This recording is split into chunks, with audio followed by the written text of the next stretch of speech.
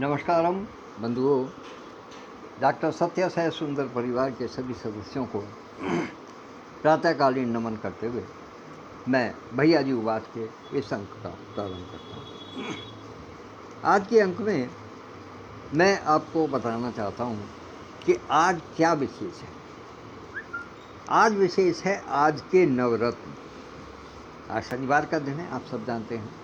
और आज के नवरत्न में ये विचार करना कि हम पहले दे चुके हैं, हम पहले इसमें अपनी प्रस्तुतियाँ दे चुके हैं, तो आगे हम देंगे तो हमें नवरत्न का प्रमाण पत्र या अधिकार पत्र या पुरस्कार नहीं प्राप्त होगा, ये सोचना व्यर्थ है। कारण कि हमें लगातार आगे बढ़ना है, हमें ब्रेक नहीं करना है। यदि हम ब्रेक कर देते हैं, यदि हम कहीं रुक जाते हैं, तो निश्चित रूप से हमारे प्रवाह पर, हमारी गति पर, हमारी योग्यता पर, हमारी विशेषताओं पर एक प्रकार से ग्रहण लगता है। इसलिए सभी साथियों को ये ध्यान रखना है, जो भी अधिक से अधिक साथी, कोई आवश्यक नहीं है कि सुर बहुत ज़्यादा सधा हुआ हो, कोई आवश्यक नहीं है कि आपने बहुत सारी रचनाएं लिखी हों, ये भी कोई आवश्यक नहीं है कि आप पहले कितनी बार आ चुके हैं। जब भी कभी आपकी इच्छा हो, जैसे भी आपको समय मिले, आप 3 बजे से 7 बजे तक के समय में अवश्य ही पधारें और अपनी रचना का पाठ अवश्य करें। भूल जाइएगा इस बात को कि आप पहले कितनी बार इस कार्यक्रम में आ चुके हैं। भूल जाइएगा इस बात को कि आपको पहले आज के नवरत्न का पुरस्कार मिल चुका है, सम्मान प्राप्त हो चुका है। भूल जाइए। कारण कि अब ये कार्यक्रम बनारस में ऑफलाइन हुआ करेगा। आप सब जानते हैं कि 16 नवंबर 2024 को काशी मीट बनारसिया होने जा रही है।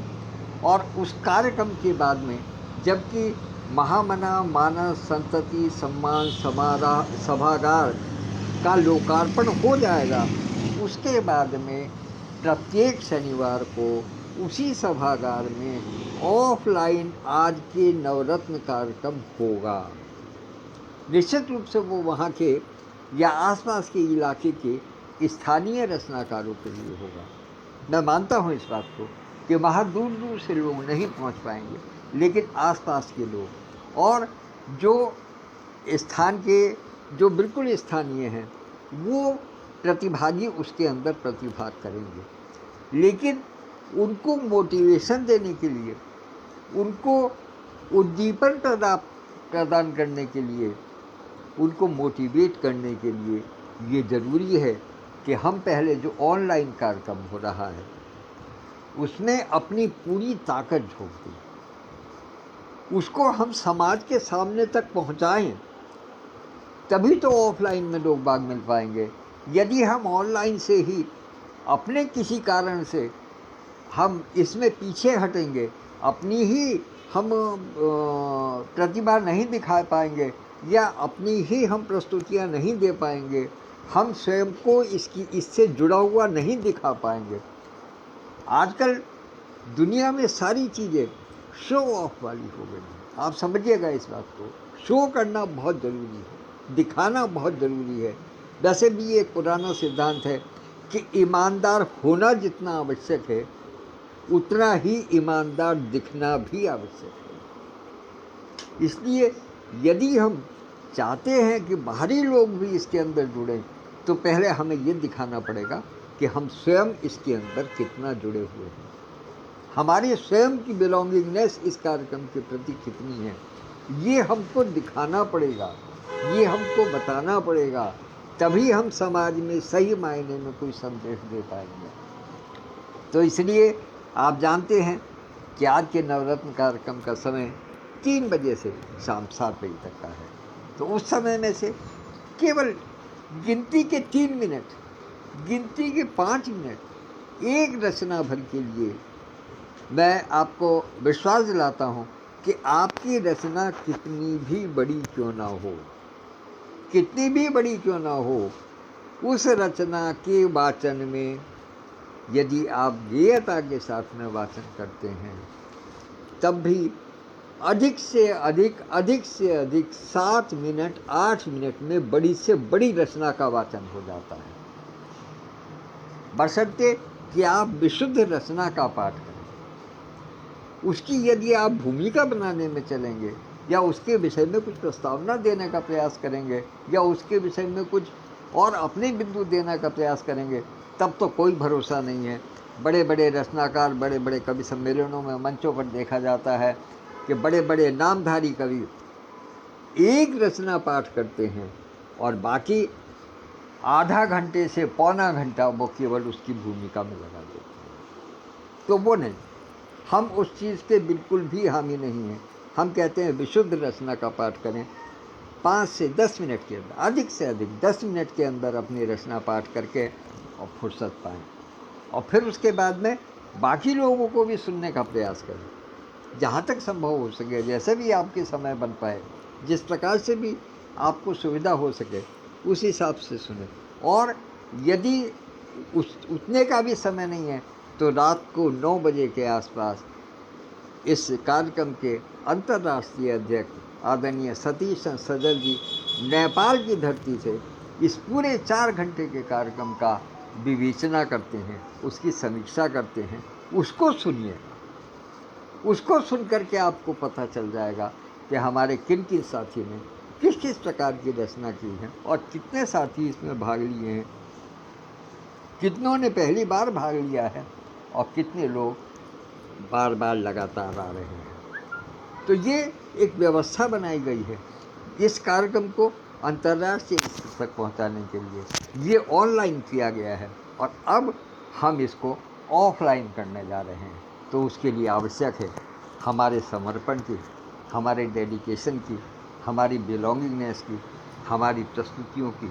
तो मेरा सभी साथियों से निवेदन है कि इस कार्यक्रम में, इसमें अपनी पूर्ण ऊर्जा प्रदान करें और अपने आसपास जो भी ऐसे व्यक्तित्व हैं जिनमें काव्य लेखन में रुचि है, जो कुछ लिखते हैं या जो कुछ गाते हैं, जो कुछ प्रस्तुतियाँ करते हैं या प्रस्तुतियाँ करना चाहते हैं। बहुत से लोग ऐसे होते हैं जिनको मंच नहीं मिलता, वास्तव में नहीं मिलता। कितने लोग ऐसे हैं जिनको मंच नहीं मिलता, कितने हमारे कवि साहित्यकार ऐसे हैं जिनको मंचों पर स्थान नहीं मिलता, जो केवल काव्य गोष्ठियों तक सीमित होकर के रह जाते हैं या अपनी पुस्तक छपवा भर के सीमित रह जाते हैं, या आपस में जो 2, 4, 5 अपने मित्र होते हैं उनसे अपनी बात कह करके, उनसे अपनी बात को साझा करके शांत हो जाते हैं। तो वो हम नहीं चाहते। हम ऐसा मंच एक प्रदान कर देना चाहते हैं हर व्यक्ति के लिए, चाहे वो छोटा कलाकार है या वो बड़ा कलाकार है। हमारे इस मंच पर सब बराबर है, सबसे किसी प्रकार का किसी के प्रति कोई भेदभाव नहीं है, कुछ नहीं है।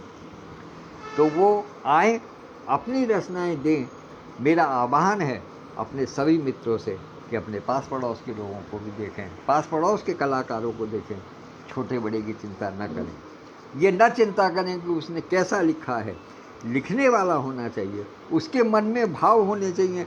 जब तक हम उस व्यक्ति को जो अभी थोड़ा कम करके लिख रहा है या अभी किसी मायनों में छंद विधा से या किसी मायने में आपको लगता है कि वो थोड़ा सा अभी उसका ज्ञान अल्प है, लेकिन उसको आप मंच प्रदान करते हैं तो उसका उत्साह दुगना होता है, उसका उत्साह बढ़ता है। फिर आज उसमें उसकी रचनाओं में हो सकता है थोड़ी कमी हो, आज हो सकता है कि उसकी प्रस्तुतियों में थोड़ा सा वो प्रभाव न बने, लेकिन जब हम उसको मंच नहीं देंगे तो कैसे बात बनेगी। आप जानते हैं कि जब भी कहीं की नौकरी के लिए जाया जाता है तो अक्सर कहा जाता है कि शैक्षणिक योग्यता बताइए और साथ में अनुभव बताइए, एक्सपीरियंस कितना है। तो एक्सपीरियंस कहाँ से मिलेगा यदि उनको कहीं स्थान ही नहीं मिलेगा, कहीं वो इंटर्नशिप नहीं अगर कर पाएंगे तो उनको अनुभव कहाँ से मिलेगा। तो वो अनुभव देने के लिए हम इस पटल का प्रयोग करते हैं। हम इस पटल पर आज के नवरत्न कार्यक्रम में जो हमारे युवा कलाकार हैं, जो हमारे युवा साहित्यकार हैं, जो अभी लिखना सीख रहे हैं, उनको मंच प्रदान करने का हमारा मंतव्य है। तो इसलिए इसमें हमारे जितने भी साथी हैं, जो भी सुनते हैं या जो भी हमारे मीट के सदस्य हैं, जो भी इसको जानते हैं, मेरा उन सबसे अनुरोध है कि वो अपनी प्रस्तुतियाँ तो दे ही, इसके साथ साथ जो हमारे पड़ोस के ऐसे साथी हैं, वो चाहे नामचीन हैं या अभी जिनके नाम में प्रतिष्ठा नहीं जुड़ी है, ऐसे लोग हैं, नए लिखने वाले हैं या पुराने लिखने वाले हैं, आध्यात्मिक लिखते हैं या सामाजिक लिखते हैं, रोमांटिक लिखते हैं या गज़ल लिखते हैं, जो भी कुछ लिखते हैं, मुक्तक है, गीत है, दोहा है, छंद है, रुबाई है, शायरी है, हाइकू है, जो भी जिस विधा में भी लिखते हैं, उसको हम मंच प्रदान करते हैं। तो आज ध्यान रहे, 3 बजे से 7 बजे तक मैं चाहूँगा कि हमारे जितने साथी हैं वो अपने पड़ोस में से किसी एक व्यक्ति को ढूंढें और आज उसका वाचन करवाएं। ऐसे प्रति सप्ताह एक एक व्यक्ति को ढूंढ लें। निश्चित रूप से कोई बहुत बड़ा काम नहीं है, एक व्यक्ति को ढूंढना कोई विशेष बहुत बड़ा काम नहीं है। 2-3 बार उसको प्रस्तुति कराइएगा, देखिए फिर उसका हौसला कितना बढ़ता है, उसको पटल से कितना लगाव हो जाता है और वो हमारे आगे कितना काम आता है। एक बार आदमी जुड़ेगा तो उसके बाद में निश्चित रूप से आप लोगों का जो प्यार है, जो स्नेह है, जो गोंद है स्नेह का, वो उसको बांध करके रखेगा और हो सकता है उनमें से कोई कलाकार या कुछ कलाकार आगे मंचों तक पहुँचें और वो फिर बाद में बड़े मंचों पर जा कर के नाम दें, बड़े मंचों पर जा कर के इस बात की उद्घोषणा करें कि हमें जिस मंच ने सिखाया, जिस मंच ने हमको प्रथम बार अनुभव दिया या जिस मंच ने हमें प्रथम बार सम्मान दिया या कहिएगा जिसने अवसर प्रदान किया प्रथम बार, वो डॉक्टर सत्य होपटॉक का आज के नवरत्न कार्यक्रम था। हम ये चाहते हैं कि ये भावना आए, उठ कर के आए और निश्चित रूप से जब तक हम इस मंच का प्रयोग ऐसे साथियों के प्रति नहीं कर पाएंगे, तब तक ये स्वप्न ही रह जाएगा। तो हर स्वप्न को साकार करने के लिए हमारे सभी साथी आगे बढ़ें और अपने अपने कर्तव्य का निर्वहन करें, मेरी सबसे यही प्रार्थना है। और वास्तव में विधुभूषण भाई साहब जो इस समय उपस्थित हैं, आदरणीय विद्युत प्रभा दीदी उपस्थित हैं, आदरणीय भाई केशव प्रसाद जी उपस्थित थे। केशव प्रसाद शर्मा जी बहुत अच्छे कलाकार हैं, बहुत अच्छे रचनाकार हैं, लेकिन पिछले कुछ समय से कुछ अपनी पारिवारिक परिस्थितियों के कारण पटल पर नहीं आ पा रहे हैं। मेरा उनसे अनुरोध है कि केवल 5 मिनट का समय, केवल 5 मिनट का समय, मैं जानता हूँ उनकी प्रतिभा को, उनके 5 मिनट पटल के लिए बहुत महत्वपूर्ण होने वाले हैं, इसलिए मैं उनसे अनुरोध करूँगा कि वो 5 मिनट का समय अवश्य दें। और ऐसे ही हमारी अल्पना वाजपेयी दीदी यहाँ पर उपस्थित हैं, वो भी पटल पर थोड़ा सा समय दें। हम निश्चित रूप से उनके ज्ञान से अभिभूत होंगे। वो प्रकाशन भी चलाती हैं, हम जानते हैं, और वो निश्चित रूप से एक अच्छी साहित्यकारा हैं। तो हमारा अनुरोध है कि वो भी पटल पर अपना थोड़ा समय दें, हमारे ज्ञान में थोड़ी वृद्धि करें। ज्ञान वो क्या जो केवल अपने अंदर तक सीमित है, उसको बाहर निकालिएगा, उसको समाज को दीजिएगा, तभी वो किसी के काम आएगा।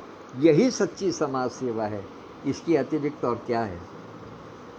हमारे दिमाग में जो कुछ भरा हुआ है या जो भी कुछ हमारे पास ज्ञान है, जो भी कुछ शिक्षा हमें पुरखों से मिली हुई है, जो संस्कार मिले हैं, यदि हम उन्हें आगे रोपित नहीं करेंगे तो फिर उनका क्या लाभ है, वो फिर किस काम के रहेंगे।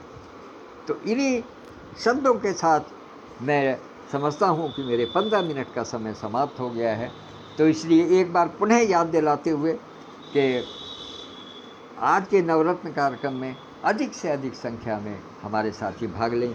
भाई केशव देव शर्मा जी यहाँ उपस्थित हैं, मैं उनको एक बार पुनः प्रणाम करता हूँ और निवेदन करता हूँ कि वो समय थोड़ा सा अवश्य निकालिएगा इस पटल के लिए। और चूँकि समय हो चुका है, 15 मिनट का हमने समय लिया है कि कोई भी वाचन 15 मिनट से अधिक का नहीं होगा, इसलिए अब मैं आज्ञा चाहता हूँ, विनती करता हूँ कि सब अपने अपने कर्तव्यों को समझें और कल मैं इसी समय पुनः उपस्थित हूँ। तब तक के लिए नमस्कार, धन्यवाद, उपस्थितों के लिए आभार।